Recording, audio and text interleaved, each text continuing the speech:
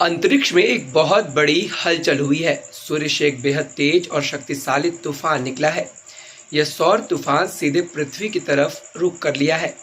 यह तूफान सोमवार 8 जून 2026 को किसी भी समय हमारे ग्रह से टकरा सकता है। वैज्ञानिकों की माने तो यह सूर्य इस साल का सबसे तेज विस्फोट है। इस धमाके के कारण अंतरिक्ष में चुंबकीय गैस का एक विशाल गुब्बार पैदा हो गया है। अमेरिकी अंतरिक्ष एजेंसी नासा इस घटना को लेकर पूरी तरह से अलर्ट मोड पर है। वहीं मौसम वैज्ञानिकों ने इस खतरे को देखते हुए पृथ्वी के लिए G3 श्रेणी के मजबूत भू चुंबकीय तूफान की चेतावनी जारी कर दी। इस धमाके का सबसे अनोखा असर आसमान में दिखेगा। वैज्ञानिकों का अनुमान है कि इस तूफान की वजह से उत्तरी भारत के पहाड़ी इलाकों, पूरे यूरोप और ऑस्ट्रेलिया के आसमान में रंग बिरंगी आकाशीय रोशनी यानी अरोरा देखने को मिल सकता है। अब आपको बताते हैं क्या है सूर्य का यह बेहद तेज और घना फिलामेंट। यह पूरी घटना सूर्य के एक खास हिस्से एक्टिव रीजन 4461 से शुरू हुई।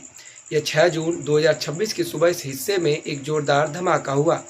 विज्ञान की भाषा में इसे M1.8 श्रेणी का सोलर फ्लेयर कहा जाता है। यह एक मध्यम स्तर का सौर विस्फोट है। इस धमाके के साथ ही सूर्य के एक बेहद घना और चुंबकीय फिलामेंट बाहर निकला। आप इस फिलामेंट को बिजली से बने एक तैरते हुए पुल की तरह समझ सकते हैं।